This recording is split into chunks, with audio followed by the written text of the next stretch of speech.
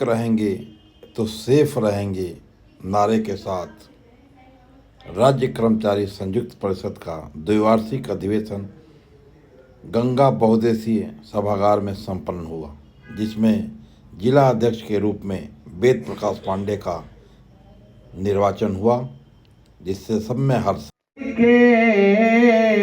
करतानी स्वागत रावुर दोनों हाथ जोड़ के, करतानी स्वागत रावुर गंगा के पावन पानी, गंगा के पावन पानी प्रेम से पिड़ोर के, करतानी स्वागत रावुर दोनों हाथ जोड़ के, करतानी स्वागत रावुर हरि जी के पौआ में कांटा न गड़ पावे, हरि जी के पौआ में कांटा न गड़ पावे, पौआ के तरौआ में छाला न पड़े पावे, पौआ के तरौआ में छाला न पड़े पावे, कैले बानी चिकन रहिया, कैले बानी चिकन रहिया धुरिया बहोर के, करतानी स्वागत रावुर दोनों हाथ जोड़ के, करतानी स्वागत रावुर गंगा के पावन पानी, गंगा के पावन पानी प्रेम से पिड़ोर के, करतानी स्वागत है श्रीमान आपका, स्वागत है श्रीमान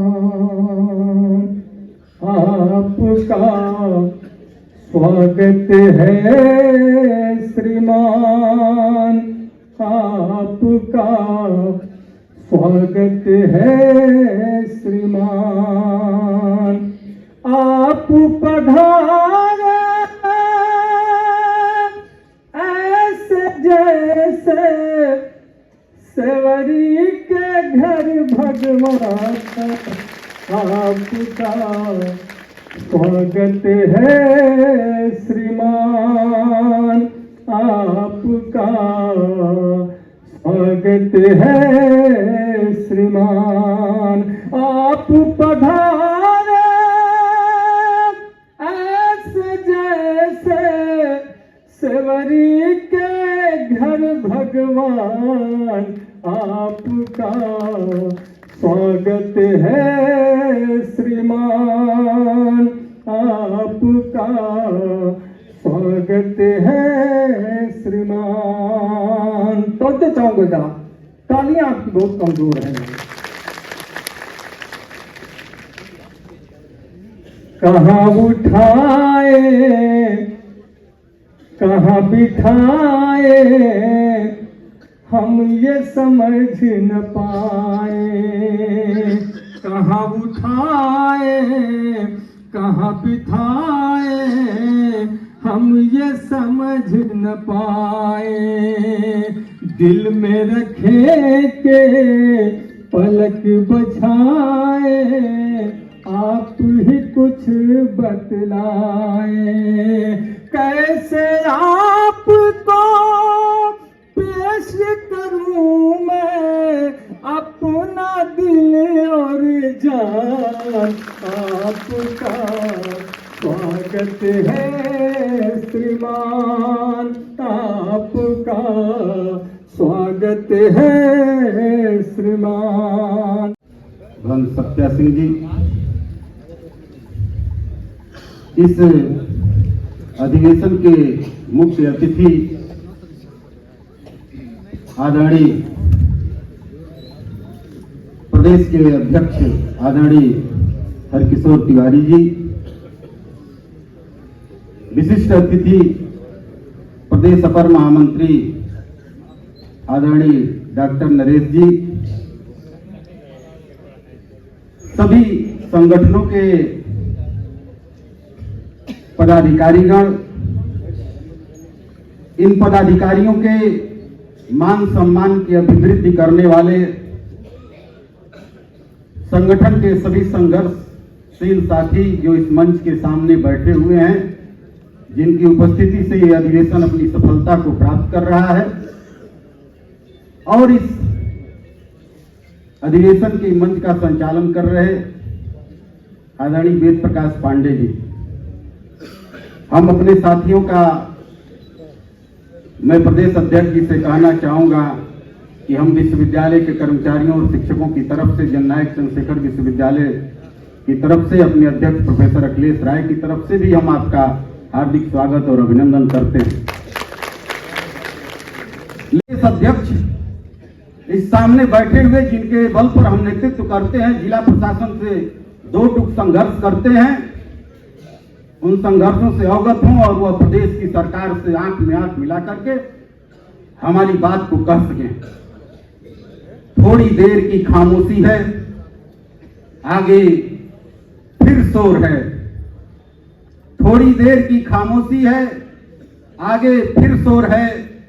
तुम्हारा वक्त आया है, हमारा दौर आएगा, हमारा दौर आएगा। सरकारें आती हैं और जाती हैं, सरकारें आई और गई भी। कभी कांग्रेस आई, कभी सपा आई, कभी मार्क्सवादी कम्युनिस्ट पार्टी आई, कभी भारतीय कम्युनिस्ट पार्टी आई, कभी बहुजन समाज पार्टी आई।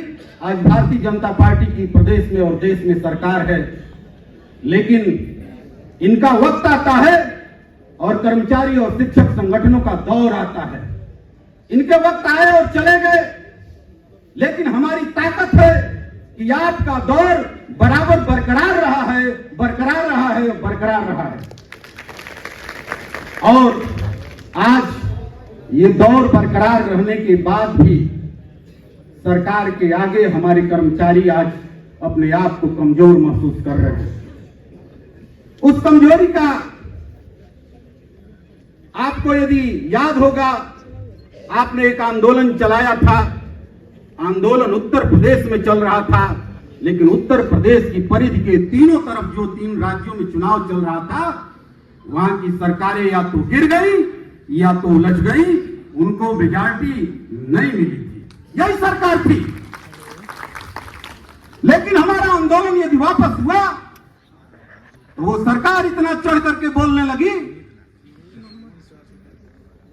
इन्हीं कर्मचारियों के आंदोलनों को, इन्हीं कर्मचारियों में पुलिस प्रशासन भी हमारा कर्मचारी है, उनके बल को प्रयोग करके चुनाव आता है तो ठीक चुनाव के पहले 6 महीने से आंदोलनों पर रोक लगा करके, संगठनों के आंदोलनों पर रोक लगा करके, हमारे आंदोलन को कमजोर करके सत्ता में आने का पुरजोर कोशिश उन्हीं कर्मचारियों के ऊपर दबाव बनाकर किया जाता है। ऐसा नहीं होना चाहिए।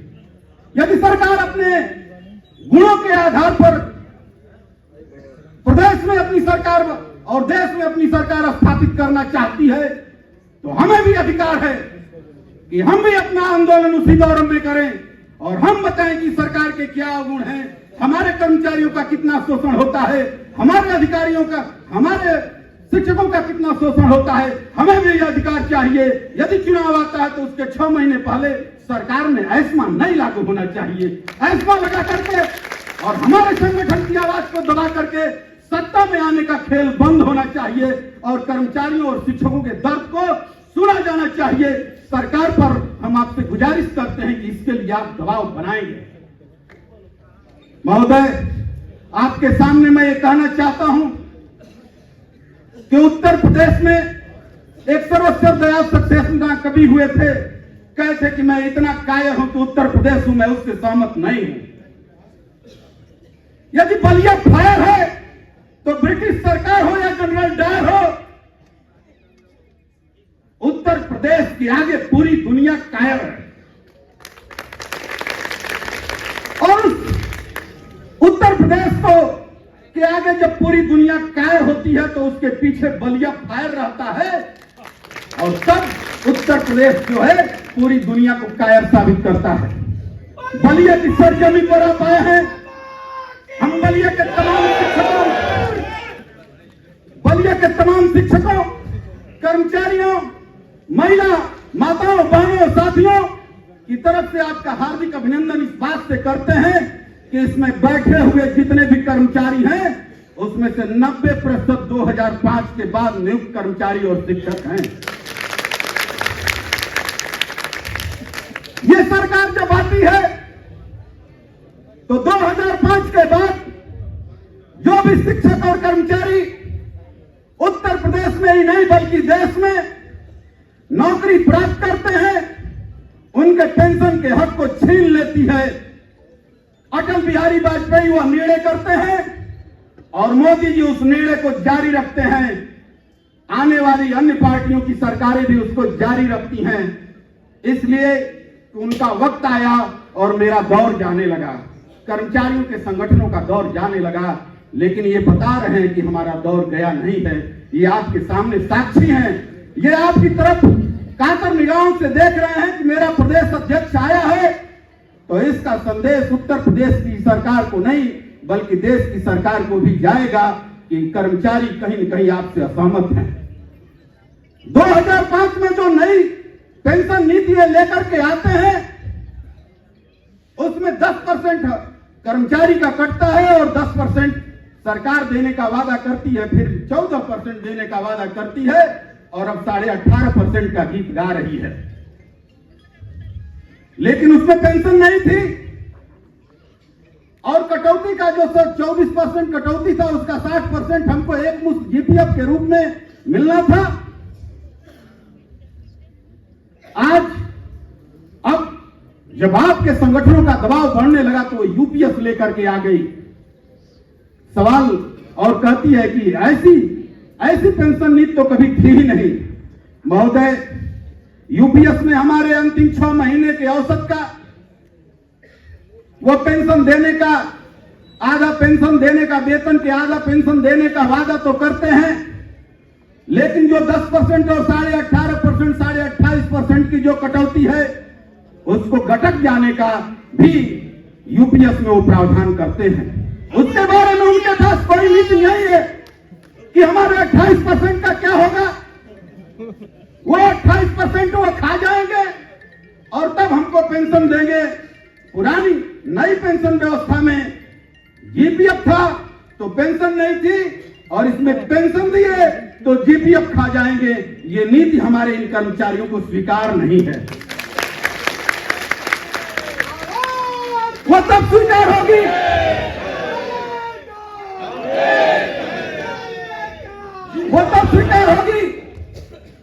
जब वो हमारे 6 महीने अंतिम वेतन के 6 महीने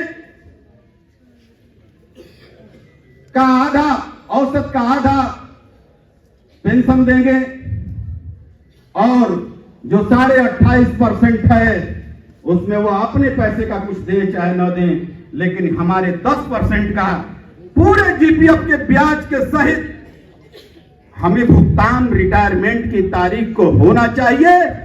इसी पर हमको यूपीएस स्वीकार होगा, वरना हमें यूपीएस स्वीकार नहीं है।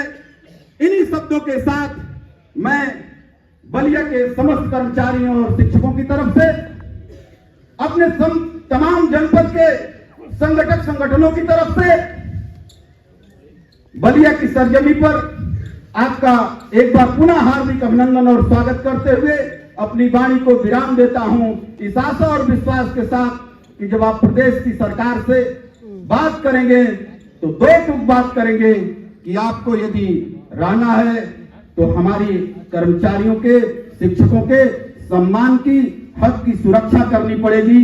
संगठन के आंदोलन को दबाने की जो आप कोशिश कर रहे हैं उस कोशिश को आपको छोड़ना होगा और हमारे संगठनों की, हम उनके भक्त नहीं हैं, हम नागरिक हैं और हमको नागरिक की तरह से व्यवहार किया जाना चाहिए। हम नागरिकों के अधिकार को छीनने की जरूरत न करें। इन्हीं शब्दों के साथ मैं आपका हार्दिक अभिनंदन और स्वागत करते हुए अपनी वाणी को विराम देता हूं।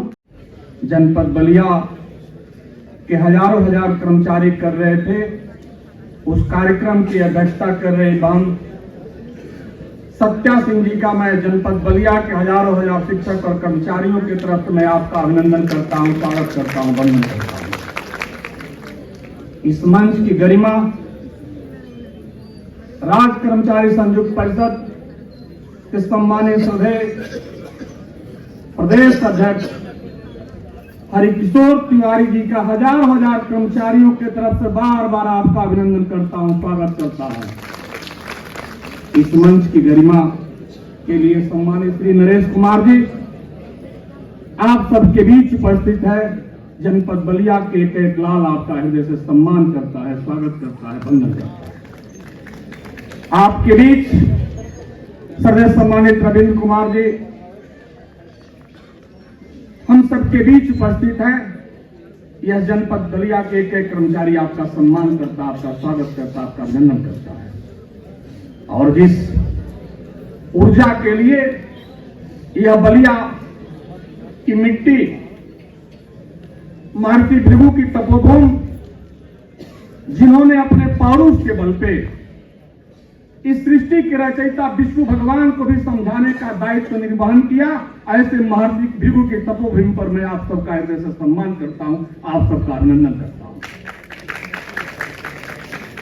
जिस देश और राष्ट्र की ताकत को पूरे विश्व में अपना स्थान को कायम करके इस बलिया की मिट्टी में पैदा हुए राष्ट्र के नायक सदैव सम्मानित पूर्व प्रधानमंत्री चंद्रशेखर जी की बलिया, आप कभी समय था कि जब अटल जी की सरकार देश हित में अन्य व्यवस्थाओं के साथ कुठाराघात करने की व्यवस्थाओं के साथ चल रही थी, तो चंद्रशेखर जी ने बताने का कार्य किया कि यह एकला व्यक्ति नहीं है, पूरे विश्व की ताकत में बलिया की मिट्टी है। ऐसे मिट्टी पर मैं आप सबका सम्मान करता हूं, आप सबका स्वागत करता हूं। इस कड़ी में इस मंच पर उपस्थित मेरे पूर्व वक्ता सदस्य सम्मानित पांडे जी, जननायक कोआप्टा के सदस्य अध्यक्ष आदरणीय अखिलेश राय जी, और मंच की गरिमा के साथ साथ यह निर्देश प्राप्त हो रहा है कि हम और आप प्रयास करें अतिथियों का नाम के साथ बाकी अन्य मंचस्थ लोगों को एक साथ प्रणाम करते हुए हम अगला कार्यक्रम स्थापित करें। तो मैं आप सबका भी हृदय से प्रणाम करते हुए अपनी बात को रखना चाहता हूं, एक एक साथी को सम्मान करता हूं, अभिनंदन करता हूं। और संयुक्त परिषद के महामंत्री श्रद्धेय वीर पांडे जी, जिनके अपील और जिनके निवेदन पे माननीय अध्यक्ष, जिन्होंने पूरी तन्मयता के साथ इस जनपद को एक सूत्र में पिरो करके लेकर के चलने का अपने पूरी दिन और रात एक करती रहती थी, आज के सभा अध्यक्ष जी का मैं हृदय से बार बार अभिनंदन करता हूं, स्वागत करता हूं। रहा सवाल बलिया जनपद के सभी कर्मचारी और शिक्षक, किसी भी प्रतिकूल परिस्थिति में हम सब एक साथ जूझने के लिए, लड़ने के लिए एक रहते हैं। यह इस जनपद के शिक्षकों और कर्मचारियों की विशेषता रही है। और आपके बीच उत्तर प्रदेशी प्राथमिक शिक्षा संघ सदैव कर्मचारी हितों के लिए अपना सहयोग राज्य कर्मचारी संयुक्त परिषद के साथ हमेशा खड़ा रहा है, और आज भी खड़ा होने का वचन मैं आपको देता हूं जनपद के एक प्राथमिक शिक्षक संघ के सदस्यों की तरफ से, जिसके सम्मानित प्रदेश अध्यक्ष डॉक्टर दिनेश चंद्र शर्मा जी है, जिसके प्रदेश महामंत्री श्री संजय सिंह जी है। आप शिक्षकों और कर्मचारियों के हितों की रक्षा के लिए हमेशा सदैव तत्पर रहते हैं। ऐसे महर्षि को बलिया में उपस्थित न होने के बाद भी उन सबका मैं सम्मान करता हूं, सबका आदर करता हूं, उन्हें प्रणाम करता हूं। रही बात जो चुनाव और अन्य व्यवस्थाओं की वार्षिक अधिवेशन की जो चर्चाएं हमारे और आपके बीच हो रहा है, यह एक सभागार हाल निश्चित रूप से एक जनमानस के पटल पे यह छाएगा कि वेद प्रकाश पांडे जी ने अपील किया, जितेंद्र ने सहयोग किया, सुशील त्रिपाठी ने उसे स्वीकार किया, और डॉक्टर घनश्याम चौबे ने भी पूरी तन्मयता के साथ उसे साफ स्वीकार किया। ऐसी व्यवस्थाओं के साथ यह मंच और यह सभागार हॉल एक शिक्षक साथियों के सामने कर्मचारियों के बीच आप सबको देखने का प्राप्त हो रहा है। ऐसी गरिमामयी उपस्थिति में मेरे पूर्व के वक्ताओं ने कहा कि पूर्व में यह सभागार हॉल ऐसी उम्दा विशेषताओं के साथ हमारे कर्मचारियों की उपस्थिति नहीं हो पाई। भिखू बाबा की तपोधूम से धर्मस्थली से लेकर के इस कलेक्ट्रेट तक आपके साथ खड़े होकर के मार्ग को जाम करने का काम बलिया के साथियों ने किया और दिखाने का भी कार्य किया। आपको याद होगा कि जब यही माध्यमिक शिक्षक संघ का कार्यक्रम चल रहा था, पूरी तन्मयता के साथ बलिया की सरजमी और एक सड़क जाम की स्थिति दिखाई दे रही थी। जनपद बलिया के जिलाधिकारी और पुलिस अधीक्षक के हाथ और पांव दोनों फूल रहे थे। वह कर्मचारियों के हित की रक्षा की बात थी। और आज भी मैं आपके बीच कहना चाहता हूं कि जब जब कर्मचारियों के हितों की रक्षा की बात आती है, जनपद बलिया के एक कर्मचारी अपनी बात और अपनी पहचान नहीं, शिक्षक और कर्मचारियों के हित के लिए एकजुटता प्रदर्शित करते हैं। ऐसे बलिया के एक साथी के तरफ से मैं आप सबका सम्मान करता हूं। और जरूरत पड़ेगी किसी कर्मचारी के साथ कुठाराघात होगा, बलिया का एक शिक्षक और एक कर्मचारी कंधे से कंधे मिलाकर के चलने के लिए तैयार रहता है और आने वाले दिनों में भी तैयार रहेगा। बाकी शेष पूर्व के वक्ताओं ने अपनी बात को रखा। जिस उद्गार और पीड़ा एक पेंशन के लिए पूरा कर्मचारी पूरे देश में भटकाव की तरफ बढ़ रहा है। एक तरफ सर्वे हरिकिशोर तिवारी के तरफ आंखें उठा करके देखता है कि कल आपका निर्णय क्या होता है, लेकिन कभी समय आता है कि वेद पांडे जी, भवन सत्या जी और आदरणीय ब्रजेश सिंह जी एक साथियों के साथ उस महफिल को सुव्यवस्थित करने में परेशान होते हैं कि कल क्या निर्णय आया, शाम को निर्णय क्या होता है। पूर्व की व्यवस्थाओं की बात मैं आपके बीच रखना चाहता हूं। बाकी से आप याद जब करेंगे उस दिन को तो निश्चित रूप से पीड़ाएं महसूस होती है, लेकिन पुनः उठो, जागो और संघर्ष करो, अपनी ताकत को मुकाम दो। इन्हीं चंद शब्दों के साथ मैं अपनी वाणी को विश्राम देता हूं। पुनः आप एक शिक्षक साथियों का सम्मान करते हुए कि जो कल तेवर था उससे चौगुने तेवर के साथ आगे बढ़ो। यह बलिया पूरे प्रदेश की व्यवस्था के साथ कदम से कदम मिलाकर चलने का पूर्व में भी तैयार था और आज भी तैयार है। और जरूरत के अनुसार जरूरत होगी तो एकता के बल पे इस सरकार को भी उखाड़ फेंकने का दायित्व कर्मचारी करेंगे, शिक्षक करेंगे और जब जरूरत पड़ेगी तब करेंगे। सबको प्रणाम। प्रभु बाबा की धरती को नमन और प्रभु बाबा के चहेते आप सब लोगों को नमन। मंचासीन आज के इस अधिवेशन सभा की अध्यक्षता कर रही परिषद की जिलाध्यक्ष बहन सत्या सिंह जी, हम सबके चहेते नेता राज्य कर्मचारी संयुक्त परिषद के प्रांतीय अध्यक्ष इंजीनियर हरिकिशोर तिवारी जी, हमारे उपाध्यक्ष और पूर्वांचल के प्रभारी भाई ब्रजेश सिंह जी, पशुधन प्रसार अधिकारी संघ के प्रांतीय अध्यक्ष भाई रविंद्र यादव जी, परिषद के मंडल अध्यक्ष भाई सुशील त्रिपाठी जी, उपस्थित सभी मंचासीन सम्मानित पदाधिकारीगण, सामने उपस्थित सभी बहादुर साथियों और वीरांगना बहनों,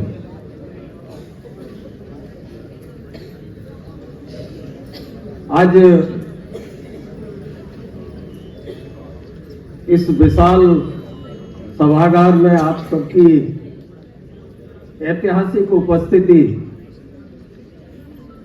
इस बात का प्रतीक है कि यहाँ पर बहन सत्या सिंह, वेद पांडे जी, सुशील त्रिपाठी जी, ब्रजेश जी की टीम ने कितना अच्छा काम किया है। निश्चित रूप से आपकी उपस्थिति उसको मैं इन पदाधिकारियों को, इनकी पूरी टीम को बहुत बहुत बधाई देता हूं कि उन्होंने आप सभी का विश्वास जीता है। राजेश कुमार राव जी, अरविंद राय जी, अजीत प्रताप सिंह जी, नरेंद्र कुमार सिंह जी, प्रमोद गौड़ जी, आलोक मिश्रा जी और अन्य बैठे हुए पदाधिकारीगण, भाई और बहनों, इतनी बड़ी संख्या अगर हमें सारे जिलों में मिल जाए तो बहुत ऊर्जा लेके चले जाए। समस्या यही है कि आपने मेहनत कर ली, आपका जरा ठीक है, दूसरे जिले में वो स्थित नहीं है। आज आप लोग एक मंच में बैठे हुए, हमारा तो मानना यही कि एक मंच में बैठे सब लोग। अभी प्राथमिक शिक्षा संघ के अध्यक्ष जी भी थे, बोल रहे थे। हमने हमेशा प्रयास ये किया, 13 महीने लड़ाई लड़ी तो हम भी ताकतवर है। हमारे कोई संगठन, हम कोई संगठन के अध्यक्ष नहीं है, हमारे पास कोई भीड़ नहीं है। हमारे पास जितने संगठन होते हैं उनके अध्यक्ष आते हैं और उसमें से निकाल कर हम संगठन बनाते हैं, उसको प्राथमिक परिषद बोलते हैं। हमारा इंडिविजुअल कोई आदमी नहीं है प्रदेश में, इंडिविजुअल कोई मेंबर नहीं हमारा प्रदेश में। हम तो सबकी दम पे चलते। 13 में हमने जो हड़ताल की तो हमने कहा नहीं, हम सबको मिला के चलेंगे। तो 12 में सुना गया और हमने अजय सिंह जी का नाम सुना होगा आप लोगों ने, महासंघ के अध्यक्ष हैं, बहुत ताकतवर नेता रहे हमारे, उनको शामिल किया और 13 दिन हमने हड़ताल की पूरे प्रदेश में। कभी आज तक हड़ताल 13 दिन की नहीं, पूरी सरकार बंद कर दी थी हमने, अखिलेश जी की सरकार थी। हाईकोर्ट गए लोग हमारे खिलाफ, डीवाई चंद्रचूड़ जी का नाम सुना होगा आप लोगों ने, वो चीफ जस्टिस थे। उन्होंने आदेश किया, पहले दिन मेरे खिलाफ कर दिया कि नहीं, इनको तोड़ दिया जा सबको उठा के। फिर जब हमारे वकील खड़े हुए तो उन्होंने कहा नहीं, इनको वेतन भी दिया जाए, ये पहला आदेश है जिसमें हड़ताली कर्मचारियों को वेतन भी दिया जाए और इनके साथ बैठकर इनके अध्यक्ष को ढूंढा जाए, 3 दिन के अंदर वार्ता करके सॉल्यूशन हमसे पूछा जाए और उसमें 4 मांगे इनकी मानी जाए, जिससे कि इनका आपस में समझौता दिखाई पड़े। 4 मांगे मान लीजिए, चाहे फाइनेंस की ना हो। उसमें कैशलेस इलाज निकली, एक क्लरिकल का निकला था, एक सफाई कर्मचारियों की नियमावली करने की बात थी। इस तरह की 4 मांगे हमारी निकली। तो समय समय पर हम लोग लड़े। इसके बाद फिर कई आंदोलन हुए हमारे। 18 में जाइए आप, 2018 में हमने फिर से कहा नहीं, पेंशन के मुद्दे पे बड़ा काम करेंगे। राज्य कर्मचारी संयुक्त परिषद बहुत बड़ा संगठन है, इसके पास 100 संगठन है हमारे पास, आप सब बैठे हुए हैं। उसके बाद भी हमने कहा कि जिसको आना है सब लोग आ जाओ। शिक्षकों को शामिल किया, डिग्री कॉलेज को शामिल किया मैंने, एसडीएम और इनको पीसीएस एसोसिएशन को शामिल किया, अधिकारियों सबको शामिल किया और हमने कहा भाई जिसको अध्यक्ष बनना है वो अध्यक्ष बन जाओ, इसकी अध्यक्षता कर लो। जिसको महामंत्री बनना है वो बन जाओ, लेकिन आंदोलन हम लोग साथ साथ करेंगे। एक और भी है जो बड़े बड़े लड़ाइयां लड़ते हैं मंच पे, उनको बुलाया था, उनके भी दस्तखत देने की बात करते हैं। हमने कहा सब लोग आ जाओ, लड़ेंगे साथ साथ, अलग से नहीं लड़ेंगे। उस टाइम पे दिनेश शर्मा जी अध्यक्ष बने, हमारे से कोई नहीं बना, परिषद से कोई नहीं बना। कलेक्ट्रेट के सुशील त्रिपाठी जी महामंत्री बने, कलेक्ट्रेट के बैठे आप, जबकि कलेक्ट्रेट के कितने लोग हैं आप जिले में? 50 लोग, एवरेज 50 लोग। ठीक है, हमारे पास ऐसे बहुत सारे संगठन है जिनके पास की डिप्लोमा इंजीनियर महासंघ का है, बताती है, लेकिन नहीं, उन्होंने कहा भाई हम शामिल हो रहे हैं आपके साथ। हमने कहा उनको बना दिया, तेज तबाक आदमी थे, हमने कहा चलिए आइए साथ में लड़े। तो ऐसा कभी हमने रखा नहीं। हमने तो ये कहा भाई डिक्शनरी में एक नाम ढूंढ लो, आप गूगल में नाम ढूंढो कि कौन सा पद सबसे अच्छा होता है, वो पद लेके चले आओ, वही बना देंगे। लेकिन आंदोलन हमारा साथ साथ होगा, इससे खुली किताब नहीं हो सकती। एक बात। दूसरी बात, कभी भी अभी शिक्षक संघ के हमारे भाई कह रहे थे कि आंदोलन वापस हुआ और उसमें दिक्कतें हुई। अरे आंदोलन मैंने थोड़ी वापस किया, 40-50 संगठन के लोग थे, बाबा हरदेव सिंह जी भी थे उसमें, इतने लोग बैठे रात में, इतने लोग बैठ के बात करने गए, दिनेश शर्मा जी थे उसमें, सारे लोग जाते थे बात करने सरकार से। और बात करने के बाद सरकार में ऐसा नहीं होता देखिए आप यहां मंच पे बैठ जाइए कि ये पुरानी मांग चाहिए, नहीं मिलेगी। जितने बड़े आंदोलन होते हैं, आंदोलन के बाद क्या मांगते हैं हम लोग? मेज मांगते हैं। जितनी बड़ी आपको मेज मिल जाएगी, हल्का आंदोलन होगा डीएम निपटा देगा आपको, बड़ा आंदोलन होगा कमिश्नर निपटा देगा, और बड़ा आंदोलन होगा प्रमुख सचिव निपटाएगा, और सबसे बड़ा आंदोलन होगा तो या तो मुख्यमंत्री बैठेगा आपके साथ में या मुख्य सचिव बैठेगा आपके साथ में और निपटाएगा। यही हो सकता है। अब वहां 10 आईएएस बैठेंगे, 20 आपके नेता बैठेंगे। अब उसमें कितने लोग निकाल लाओगे, उसमें से बात इसकी है। तार्किक आधार पर कितने ताकतवर आपके नेता हैं, ये है बात। ऐसा नहीं हो सकता कि आपका ऐसा ये तो मिलना चाहिए और वो मिल जाए आपको, कभी नहीं मिला। नुकसान बहुत हुआ है। हाँ, अभी तक 12-15 साल हो गए मुझे, आज तक एक सदस्य का नुकसान नहीं हुआ इतनी हड़तालों के बाद। कभी कोई वेतन नहीं रुका, हमेशा में आदेश करा खिलाया। तो इसलिए 18 में, जहां तक 18 की बात है, 18 में हम लोगों ने बड़ा आंदोलन किया, बड़ी रैलियां की, तमाम सारी दिनेश शर्मा जी के साथ थे हम लोग, तमाम शिक्षक वगैरह सब थे हमारे साथ। अच्छा काम हुआ उसमें, और ये पहली बार हुआ था जबकि सरकार ने आपको ध्यान होगा जब डीएम ने आपको बुलाया था, हड़ताल डीएम ने आपको बुलाया था, और उन्होंने कहा नहीं आपको फायदा दे रहे हैं। हमने कहा था नहीं, सीखना नहीं इनसे, समझना नहीं इनसे, उल्टे पत्र पढ़ाइए इनको कि नहीं हमारा नुकसान हो रहा है। पहली बार सरकार आपसे सीखने को तैयार हुई, समझने को तैयार हुई थी कि नहीं आपका फायदा हो रहा है, नुकसान हो रहा है। हम यहां तक तो आए।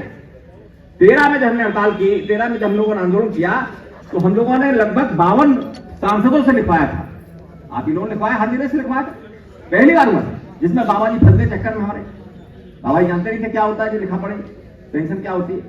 हमारे रुपेश श्रीवास्तव जी वहां के अध्यक्ष थे, वो गए वहां, उन्होंने कहा बाबा जी दस्तखत करना है ना, बोले लाओ दस्तखत करना। अब जब उनको कागज दिखाते कहते रहे ये हमने लिखा था क्या, अब उनकी समझ में आता है कि हमने लिखा था, लेकिन फंस तो गए। उसी को लेकर आए, चल रहे उनके साथ में। राजनाथ सिंह ने लिखा, सब लोगों ने लिखा। इसके बीच में हम लोगों ने नोटा का प्रयोग और किया था। मोटरसाइकिल से चले हम सहारनपुर से, 2014 के चुनाव था, हम लोग नोटा में चले। मैं मोटरसाइकिल से चला सहारनपुर से और लखनऊ तक आया, तब तक राजनाथ सिंह आके गिर पड़े, बोले भाई ये मत करो आप, लखनऊ बहुत मोटा है आपका, हम हार जाएंगे। हमने कहा अच्छा घोषणा करो आप। उन्होंने कहा जो बताओ तिवारी जी वही हम घोषणा कर दें। राष्ट्रीय अध्यक्ष थे, उन्होंने घोषणा की हमारे लिखे हुए को कि हमारी सरकार बनेगी तो हम पुरानी पेंशन व्यवस्था पे काम करेंगे। इतना ही कर पाए थे वो, ठीक है। हमने कहा ठीक है, पहली बार आप बोल तो रहे थे। ये हुआ 18 में जब ये सब चक्कर चला, हमारा बहुत ताकत से चला। जब आप लोगों ने वहां घेर रखा था, वो जो मैदान था, तभी देखा होगा हम लोग की, और इधर विधानसभा घिरी हुई थी पूरी। उसके बाद में हम लोग को बुलाया गया, डिप्टी सीएम बैठे, चीफ सेक्रेटरी बैठे, सब लोग बैठे, और हम लोगों ने उनकी बात नहीं मानी थी, फिर भी नहीं मानी। तब ये हुआ मुख्यमंत्री जी सीधे बैठे हमारे साथ और एक कमेटी बनाई। उन्होंने कमेटी बनाई, 2 महीने की बनाई थी। उसमें हमें रखा, दिनेश शर्मा जी को रखा, हम लोग रहे, और उसमें घाटे मुनाफे समझाएंगे। देखा होगा आपके पास तमाम लेटर्स आते थे कि आप लोग पोर्टल पे देंगे कि भाई हम लेना चाहते कि नहीं लेना चाहते, तमाम तमाशे उस टाइम पे हुए 2 महीने, कोई काम नहीं हुआ। हमने कहा साहब हमारे खाते नहीं खुले। आपने देखा होगा खाते के लिए कितना हाय तौबा हुई, आपके प्राण नंबर खोलने के लिए कितना हाय तौबा हुई कि नहीं आज ही खुलेंगे, रात में खुलेंगे, दुनिया भर के पहुंचा। ये सब दबाव का ही काम था। उसके बाद क्या हुआ, जब हमने घाटा मुनाफा इनको समझा दिया, तो हमने एक बार 2 महीने के लिए हड़ताल तब टाली, समझिए फिर से, तब टाली जब मुख्यमंत्री जी सामने बैठ गया। इससे बड़ा कोई देश में प्रदेश में होता नहीं आपके लिए। अगर मुख्यमंत्री जी कह रहे हैं कि भाई आप 2 महीने में समय दे दीजिए, और आप उन कमेटी में रख रहे हैं, सारे लोगों की सहमत बनी, और उस मीटिंग में मिलने के लिए मुख्यमंत्री से सारे बड़े नेता गए थे, एक साथ गए। सबने तय किया कि नहीं भाई इनको 2 महीने का समय देखिए। उसमें कमेटी में उन्होंने बात, और 2 महीने बाद फिर हड़ताल कर दी। ऐसा नहीं कि हम बैठ गए, 2 महीने बाद हड़ताल कर दी, बड़ा हाय तौबा हो गया। और उन लोगों को हाय तौबा हुआ जो हमारे साथ आंदोलन नहीं कर रहे थे। ये और समझिए, जो हमारे साथ आंदोलन कर रहे थे उनको कोई हाय तौबा नहीं था। उन्होंने विमर्श फैला दी, तिवारी जी विधायक बन गए, तिवारी जी एमएलसी बन गए, तिवारी जी ने क्या, अरे आज तक नहीं मनाया किसी ने, कहां से बन गए हम पर, तमाम बदनामी दे दी हमको। जबकि निर्णय अकेला मेरा नहीं था, निर्णय सब लोगों का था। लेकिन बड़े पद पे रहेंगे तो सुनना पड़ेगा आपको, चाहे कितने अच्छा कर लो आप, क्योंकि नीचे वाले चक्कर में रहते हैं। देखो हम कितना भ्रष्टाचार करेंगे, आप चक्कर मत पड़ो। हमारा नेता न तो सिगरेट पिएगा, न दारू पिएगा, न एक पैसा खर्च करेगा, न एक पैसा कमाएगा, और हमें और दे देगा लाके। ऐसा नेता चाहिए। हम लोग उसमें हैं, हम लोग उससे पूरे खड़े हैं, एक दाग नहीं हमारे ऊपर। मैं लोक निर्माण विभाग में रहूं, पीडब्ल्यूडी में जूनियर रहा हूं, लोग बैठे होंगे। मैंने एक पैसे का गुनहगार नहीं हूं, तो उसमें जाकर मैंने पैसा कमाया। इसीलिए मैं ताकत से बोलता हूं, उसी में लड़ता हूं सरकार, क्योंकि मेरे पास कोई ऐसा मेरे गुनाह नहीं। उसके बाद 18 में क्या हुआ, हड़ताल की हम लोगों ने 2 दिन की हड़ताल हो पाई, तब तक हाईकोर्ट ने उसको बैन कर दिया। आप ये बताइए कि हड़ताल का मतलब क्या होता है। हम दाई हैं, दाई आप समझ रहे हो, हम अंदर तक देख लेते हैं कि हमारे पीछे क्या चल रहा है, हमारे लोग कितना चाहते हैं, कितना आंदोलन को करना चाहते हैं। 2 दिन की हड़ताल की हमने, जब नीचे से रिपोर्ट आई तो ये पता लगा कि 2% भी लोग हड़ताल पे नहीं। मनन करिए आप लोग कि उस 17 हड़ताल में कितने लोगों ने वेतन नहीं किया, मैं पूछूंगा नहीं किसी। फिर मरने की बात कौन सी करते हैं आप, नहीं हम मार डालेंगे मर जाएंगे पुरानी पेंशन लेके रहेंगे, ये तो कोई बात नहीं हुई ना। तो फिर अब आगे कैसे बढ़ेंगे, फिर तो उसके साथ जाना पड़ेगा, बचाएंगे ना, हम बैठे बचाने के लिए, हम वेतन भी निकालेंगे, लेकिन उस पीरियड में हमारा दबाव तो बनाएंगे।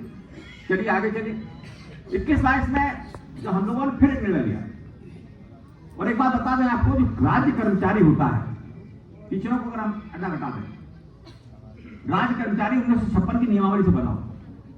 1956 की नियमावली कहती है कि आप किसी भी तरह का पॉलिटिकल स्टंट नहीं कर सकते हैं, पॉलिटिकल कोई भी प्रयास नहीं कर सकते हैं, पॉलिटिकल दिखाई नहीं पड़ सकते, आप पॉलिटिकल कोई नारा नहीं दे सकते, वरना से आप नौकरी चली जाएगी, टर्मिनेट हो गया। फिर भी हम लोगों ने एक बड़ा निर्णय लिया, मतलब कल्पना के बाहर था। हमने इतने बड़े वहां इको गार्डन में लिया, लाखों की भीड़ में, कि नहीं इस बार तो हम वोट देंगे नहीं, उसको वोट देंगे जो हमारे साथ बात करेगा, हमारी इस पुरानी पेंशन की मांग रखेगा। आप लोग होंगे सब लोग अपने घोषणा की, ये बड़ी छाती थी के कहा ठीक है। उसके बाद क्या हुआ, उसके बाद हमने सारी पार्टियों से बात की, ऐसा नहीं कि एक पार्टी से बात की, मायावती से भी बात की, वहां भी गए, कांग्रेस से भी बात की, लेकिन दिखाई पड़ा कि मायावती कांग्रेस को दिखाई नहीं पड़ा। तो फिर अखिलेश जी से बात की, आलोक रंजन साहब चीफ सेक्रेटरी रहे, उन्होंने बुलाया, उन्होंने बात कराई, बहुत बात हुई हमारी, हमने कहा नहीं इसमें कोई घाटा आपका नहीं, आप इसको घोषणा कर दो। हमने और अखिलेश जी ने बैठकर एक कॉन्फ्रेंस करके, प्रेस कॉन्फ्रेंस करके इसको घोषणा की, और वही टर्निंग पॉइंट था आपका, जो एक मुद्दा बना पूरे देश में बना, वही पॉलिटिकल मुद्दा बना, उसका पॉलिटिकल मुद्दा बन गया। उसमें 321 सीटों पर उत्तर प्रदेश में बैलेट पेपर में सपा जीते, 321 सीटों जीते, बड़ा अंतर था, और बाकी में हारी। लेकिन आप फिर भी देखिए, उसमें आप यहां मंच पे बैठे हुए 500 से 1000 मैक्सिमम के ऊपर किसी विधानसभा में वोट कर्मचारियों का नहीं गिरा। क्या हमारे पास एक विधानसभा में 500 और 1000 वोट था क्या? हम कहीं 150 से जीते, कहीं 200 जीते। इसका मतलब हम लोग काम नहीं करते। जो हमें देना चाहिए था, कहना चाहिए था कि भाई हम नहीं, हम तो हमारा परिवार देगा, तो हमारा परिवार कहां दे पाए, हम ही नहीं दे पाए। लेकिन फिर भी ढकी मुदी रही, और हम इस बात से संतोष से कम मुद्दा तो बना कि भाई पॉलिटिकल मुद्दा है, हम पॉलिटिकल ताकत बने, हम पॉलिटिकल गिरा देंगे आपको। जो हम चिल्लाते हैं ना कि हमारा 1 लाख आदमी 5 लाख हो गया, वो 1 करोड़ अगर हमारा पास आदमी है तो 1 करोड़ का 5 करोड़ वोट हो गया, हम चिल्लाते उसमें सफल हो गए, और सरकारें हमसे दबने लगी। यहाँ हम तो ढकी मुदी बता रहे हैं आपको, ढकी मुदी कैसे रखते हैं लोग, इस तरह से आगे बढ़ते हैं। फिर बात नहीं मिली हमारी। लेकिन 18 में आपने देखा होगा, ये भी आपने जिक्र किया 14% का, 14% हम ही लेके आए। उसी आंदोलन 18 के आंदोलन का हिसाब किताब, कि जब हमने हिसाब किताब दिखाया तो उन्होंने 14% किया। 14% का जब डाटा हम देते हैं तो 28 साल में हमको लास्ट पे डाटा 50% मिल जाता है। बहुत आंकड़े हमारे पास, कभी आइए ऑफिस में देखिए, जो हम सरकार को देते हैं, ऐसे सरकार मानती नहीं। तो 28 जब 24% हुआ तब जाके इतना हमारे पास कॉर्पस फंड बोलते हैं उसको, कॉर्पस फंड इकट्ठा हो गया, जिससे कि हमारा 28 साल में हमारा लास्ट पे का 50% हो गया। हम लोगों ने सारे ग्रेड पे निकाल के दिया, 1400 ग्रेड पे निकाल के दिया, 4200 पे निकाल के दिया, सब पे निकाल के दिया। अब बात आई तो 14% हम लोग करा के लाए। मैं और अभी सब 80 जी का नाम सुना होगा आपको, 2 लोग हवाई जहाज से भेजे गए दिल्ली CFRDA में, और रातों रात हम लोग गए। हम लोगों ने नुकसान की बात बताई तो हमें नहीं बताया कुछ भी उन्होंने, हम संतुष्ट भी नहीं थे इससे, सहमत भी नहीं थे। उन्होंने उठा के आदेश कर दिया 14% दिया जाए तो, और 10,500 करोड़ रुपया सरकार ने मार दिया था हमारा, वो 10,500 करोड़ रुपया उन्होंने वापस कर दिया हमारा। बहुत बड़ी बात थी कि भाई एक आंदोलन में आज क्या, जो आदमी हमारा रिटायर होता है कि अपना पैसा मार पाता सरकार से, लेकिन 10,500 करोड़ रुपया सरकार ने वापस कर दिया। जो आजकल योगी जी कहते हैं अरे साहब मैंने आपको रुपये दे दिया, अरे रुपया तब दे दिया जब जबड़े में हमारे फंस गए, तब चल गया हमारा, ऐसा थोड़ी रुपया दे दिया हमारा, यहां तक हो गया। इसके बाद हमने कहा चुनाव आ रहा है केंद्र का, अब केंद्र में धमाका किया जाए, कुछ तो किया जाए, बैठे कैसे रहेंगे हम लोग। तो हम लोगों ने फिर शामिल किया किसको, हमने रेलवे को शामिल किया, हमने इनकम टैक्स को शामिल किया, और हमने सभी संगठनों से आह्वान किया भाई सब लोग आ जाए। फिर से शामिल हुए जितने हो पाए, जो नहीं हो पाए वो नहीं। लड़ाई इसलिए बंद नहीं की जा सकती कि सभी शामिल हो जाए, लड़ाई इसलिए चालू रखी जा सकती है कि 80% शामिल हो जाए, जितनी ताकत होगी उससे हम लड़ेंगे, जितना लड़ पाएंगे जितना आपको दे पाएंगे उतना हम देंगे आपको। हम लोग लड़ाई लड़ी, दिल्ली में गए हम लोग, तमाम शिवपाल मिश्रा जी का नाम सुना ही होगा आप लोगों ने, बहुत बड़े नेता हैं, बहुत अच्छे नेता हैं। मैं उनको मानता हूँ कि सरकार डरती है। हम लोगों की वो बारिश नहीं, इतनी बारिश उनकी सरकार है। और उसका नतीजा क्या हुआ? तमाम हम लोगों ने आप लोगों के साथ मिलकर तमाम जिलों से लेकर फिर शुरू किया, रेलवे के साथ शुरू किया, और उनका दबाव ये बना कि जो सरकार, अब यहां समझिए, जो सरकार कहती थी कि अब किसी कीमत पर नहीं सुनेंगे, यही सेंटेंस था सरकार का, भाजपा का, केंद्र का, उनके सीतारमन जी का, प्रधानमंत्री जी का, सबका ये था कि भाई किसी की, यहाँ दिनेश शर्मा जी का रहता था सदन में कि भाई किसी कीमत पर हम सुनेंगे नहीं इसके बारे में, जो चल रहा वही रहेगा। बताइए, नहीं था। उसके बाद आपसे नेगोशिएशन शुरू हुआ, नेगोशिएशन होने लगा, समझिए आप जीत गए, नेगोशिएशन होगा। और संगठन का मतलब ये होता है, सभी आप पदाधिकारी बैठे हुए हो, संगठन का मतलब ये होता है कि जितना मैक्सिमम मिल सकता है उतना लेके वापस आ जाओ, उसके बाद अगली लड़ाई फिर लड़ेंगे। हमारा नुकसान ना हो, पहले तो नहीं चाहेंगे हमारा नुकसान ना हो। हमारे लोग हमारे पीछे भीड़ खड़े हुई है, उस सेनापति अपने को बचा ले, हम बचा के लाए, फिर उसके बाद जितना मैक्सिमम बार्गेनिंग कर पाएंगे बार्गेनिंग करेंगे, और वो लेके आ जाएंगे और वो उसको आपको दे देंगे। उसके बाद फिर कहेंगे अच्छा आप फिर तैयारी करो, अगले साल फिर तैयारी करेंगे। ना आप जा रहे हैं ना वो जा रहे हैं, मान तो रहे कि संगठन में ताला क्यों डलवाओगे हमारे भाई, ताला नहीं पड़ सकता है संगठन में। तो हम लोग इस पे रहते हैं। तो उसमें यही हुआ कि फिर वार्ता शुरू हुई, वार्ता शुरू होने के बाद खुदा ना खास्ता यहाँ तो सीटें भी कम आ गई उत्तर प्रदेश में, बाकी जगह सब ठीक था, और सीटें कोई आपकी उम्र थोड़ी कम आ गई, गलतफहमी है, आप हमें तो गलतफहमी है, सीटें आपकी उम्र नहीं है, आपने कोई इसमें इंटरेस्ट नहीं लिया, वो उनकी आपसी खींचतान थी, सांसदों वर्सेस जिलाध्यक्षों वर्सेस विधायकों वर्सेस तमाम सारे उनके कर्मों से, जो सांसद वर्तमान थे उनके कर्मों से इन सब झगड़े में आके उनकी सीटें कम हो गई, और दूसरे को ज्यादा वोट मिल गया, जो उनका अपना था वो मिल गया, और उनको पूरा वोट पड़ा नहीं, इसलिए वो हारे। हमारे कुछ नहीं हुआ, लेकिन फिर भी दबाव हमारा दबाव बना। उसमें जो भी समीक्षा हुई, उसमें समीक्षा में जरूर बिंदु आया हर जगह कि सब कर्मचारी नाराज था उत्तर प्रदेश में। भाई कर्मचारी नाराज है तो झोड़ के वोट देना। तो उसमें हमारा काम बना, और काम ये बना, इतना बड़ा काम बना, आप कल्पना कर सकते क्या कि मोदी, नरेंद्र मोदी जैसा आदमी, आगे नहीं बोलेंगे, वो आपके संगठन के साथ पहली बार किसी संगठन के साथ बैठा होगा जिसने की बात की होगी, किसी संगठन के साथ आज तक किसी समस्या पर नहीं बैठा, पहली बार बैठा आपके साथ। भाई यही हो सकता है ना कि आपके साथ बैठे और आपकी बात सुने। आप आंदोलन करिए, यहाँ पे बहुत सारे आंदोलन चलते रहते जिलों में, महीने महीने भर चलते, कोई देखने नहीं जाता, सुनने नहीं जाता, उनको बेचारे चले जाते घर भाग। तो ये स्थितियां नहीं, आप अगर आंदोलन कर रहे हैं, आपकी राय सही होनी चाहिए, आपकी बात होनी चाहिए, हर स्तर पे जहां तक बात हो सकती है वहां तक बात, जो निकलेगा वो लेके आएंगे। अब आप ये कह रहे हैं कि भाई क्या हुआ उसमें, अब हम इसके आते हैं। हमने कम से कम 1000 लोग हैं, ट्यूबवेल डिपार्टमेंट के लोग बैठे हुए, सिंचाई विभाग के लोग, तमाम डिपार्टमेंट उत्तर प्रदेश में जो रिटायर हो गए लोग, उनको 500 और 1000 रुपए पेंशन नहीं मिल रही। ये सारे आंकड़े हमने इकट्ठे किए, ये सब केंद्र सरकार को, दिल्ली को दिए। दूसरा क्या हो रहा था कि आपका जो पैसा था वो आपके खाते में नहीं डाला जा रहा था, जो 10% या 14% हो गया था वो आपके खाते में नहीं आ रहा था, आपके खाते में आपका भी नहीं जा रहा था, तो आपका कार्पस ही नहीं बन रहा था। अब एक वहां का उदाहरण दिया उन्होंने हमें, उसका दक्षिण में कहीं का था जिले, आंध्र प्रदेश में उन्होंने फार्मूला लागू किया, 40% लास्ट पे डान काम दे देंगे आपको, खाली न उस पर डीए देंगे न उस पर कुछ भी देंगे। तो हम लोगों ने कहा कि चलो बात करते हैं, कहां तक पहुंचते हैं, यहां तक आ रहे हैं। कम से कम हमारा मेन मकसद था कि शेयर मार्केट से हमें बाहर किया, क्योंकि शेयर मार्केट में ऐसी कब आपने बिजली विभाग का देखा होगा, बिजली विभाग में सारा पैसा उन्होंने ऐसे शेयर मार्केट में लगा दिया, सब डूब गया, बिजली विभाग में पैसा डूब गया। इसी तरह से आपके यहाँ जो IELNFS कंपनी है, आपका जो पैसा लगा IELNFS कंपनी है, उसको निकालिए, गूगल पे देखिए, हमने कई बार आपको भेजा दिया, 9 बार सरकार ने उसको पैसा लगा दिया, और वो हर बार डिफॉल्टर कंपनी रही, वो हजारों करोड़ रुपए आपका लगा दिया और सब डूब गया। तो किसका डूबा?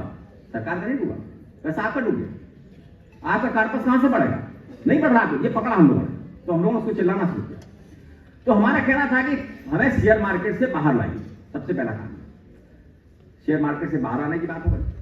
उसके बाद हम लोगों से कहा भाई 45% दे देंगे आपको, 40 के लिए 45 दे देंगे, फिर चले आए हम लोग वहां से। फिर अगली बैठक हुई हमारी, ये मार्च की बात है, फिर अगली बैठक हुई हम लोगों की, उसमें कहा भाई 50% हमें चाहिए, लास्ट पे डाउन का 50% चाहिए, 50% पे आएगा। फिर बैठक खत्म हो गई, फिर अगली बैठक में जब तब तक चुनाव हार गई, मतलब हार से मतलब रिजल्ट खराब आ गए, अगली बैठक को उसमें उन्होंने डीए डिक्लेयर कर दिया कि भाई डीए भी दे देंगे। अभी आदेश नहीं आया हमारे पास है, लेकिन जो है वो ये है, और उससे भी बेहतर आएगा अभी जब आएगा। वो बातचीत चल रही है, जो कमियां आ रही हैं हम लोगों ने पकड़ी हैं, पकड़ के उनको बताया दिया। दोबारा आप जब जारी करेंगे तब एक बैठक होगी, 1 महीने में आ जाएगा। तो वो लास्ट में डालना 50% आ गया। एक और नई चीज अच्छी आई, वो अच्छी आएगी जब किसी की डेथ हो जाएगी तो जो पारिवारिक पेंशन बनेगी वो भी 33% है, अब इसमें 66% पेंशन बनेगी। अभी इससे बताएंगे आपको, ये बड़ी बात है। इसके बाद आपका अब नुकसान क्या हुआ, आपका 10% जो रुपया कटता था वो रुपया आपका चला गया, उसमें 6 महीने का आपको वेतन मिलेगा। हम लोग इस प्रयास में है कि जितना, देखिए जो पकड़ लिया हमने लास्ट पेडन का 50% ले लिया, हमने ले लिया, पुराने ये जो पेंशन डेथ वाला पेंशन का ले लिया हमने। अब एक पॉइंट बचा है, यानी हम 80-90% पे पहुंच गए। अब पैसा बचा हमारा 10% जो हमारा कटा, जीपीएफ वाली बात कर रहे हैं। जीपीएफ के लिए 6 महीने का दे रहे हो, हम 10-15 महीने का चाहते कि हमको मिल जाए, 10-15 लाख हमको मिल जाए, इस तरह का कोई बीच का रास्ता निकला है। उसके बाद फिर लड़ेंगे हम लड़ेंगे, और उस पर लड़िए ना, एक ही पॉइंट तो ले जाएगा ना, हम लड़ाई सुप्रीम कोर्ट तक आप लड़ेंगे। लेकिन आज की तारीख में आपके हाथ में क्या है, कुछ नहीं। लेकिन अब मिनिमम ये हो गया कि 15,000 इनको भी मिनिमम मिलेगा। तो यहां तक लाने का प्रयास इसमें किया गया है। हम समझते हैं कि थोड़ा ठीक ठाक प्रयास हुआ है, और बिना लड़े बिना झगड़ा किए कोई आंदोलन नहीं इस टाइम पे चल रहा है। वहां तक के बाद हम लोग वार्ता कर करा के निकाल के ले, तो इस तरह की बात इसमें निकल के आई। तो हम समझते हैं कि इसमें बड़ी चर्चा के विषय कि उनका आदेश आ जाना दीजिए, उसके बाद हम लोग फिर से बैठेंगे, फिर से बात करेंगे, फिर से करने का प्रयास करेंगे। बाकी ऐसा कोई अभी हम लोग अब इस मुद्दे पे हम लोग तमाम सारी ऐसी चीजें हमारी, जैसे मोटरसाइकिल भत्ता, कि हम बटेंगे नहीं, कटेंगे नहीं, आपके साथ रहेंगे, हमेशा आपके साथ रहे हैं। आपके हर आदेशों का अक्षरशः हम सिरोधार करके मैं आपके आदेशों का हम लोग सारे लोग पालन करेंगे। और मैं पुनः आपके तीनों अतिथियों का इस तपोभूमि पर, बलिया के धरती पर, क्रांतिकारी धरती पर, जयप्रकाश नारायण के क्रांतिकारी धरती पे, माननीय चंद्रशेखर जी के कर्मस्थली पर, जन्मस्थली पे हम आपका हार्दिक अभिनंदन वंदन स्वागत करते हुए, मैं हम पुरानी कार्यकारिणी को भंग करते हुए मैं आपसे वरिष्ठ उपाध्यक्ष, जिला मंत्री और संप्रेषक, और ये चारों जो भी पदाधिकारी चुने जाते हैं वो अपनी विस्तृत कार्यकारिणी का गठन करते हैं। ये व्यवस्था है। हमको समझ में नहीं आ रहा था कि हमको बोलने के लिए वेद प्रकाश जी यहाँ क्यों नहीं बुलाए, अब यह बात समझ में आ रही है। बहुत बड़ी जिम्मेदारी है। मैं चाहूंगा कि कुछ नाम आया हुआ है उसको मैं पढ़ रहा हूँ, आप लोग उसका समर्थन करिए या विरोध जो भी आपको करना हो ताली बजाकर करिएगा। अध्यक्ष पद के लिए नाम आया है श्री वेद प्रकाश पांडे जी का, चाहूंगा कि समर्थन करिए।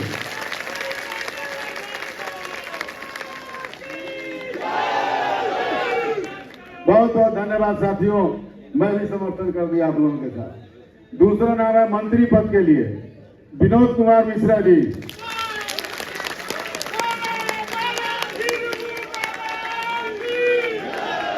इनका भी आप लोग समर्थन कर दिए, इसलिए इनको भी मंत्री मान लिया गया। वरिष्ठ उपाध्यक्ष है अनिल कुमार यादव, ग्राम पंचायत अध्यक्ष हैं ये।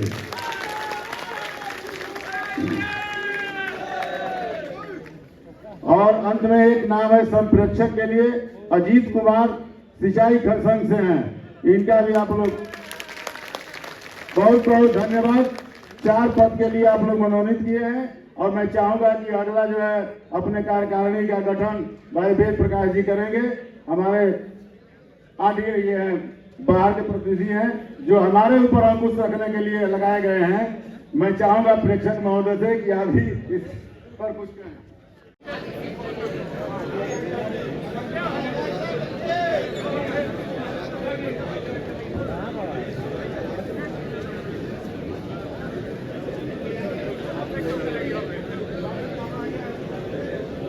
शपथ ले लेने दीजिए।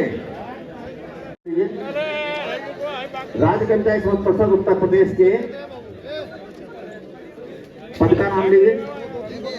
के पद पर निर्वाचित हुआ हूं, ईश्वर को साक्षी मानते हुए अपनी पूर्ण निष्ठा से यह शपथ लेता हूं कि मैं अपने कार्यकाल में अपने पद के दायित्वों का पूर्ण निष्ठा, लगन और ईमानदारी से निर्वहन करते हुए परिषद के संविधान के प्रति पूर्ण निष्ठावान रहते हुए उसका पूर्ण अनुपालन करूंगा।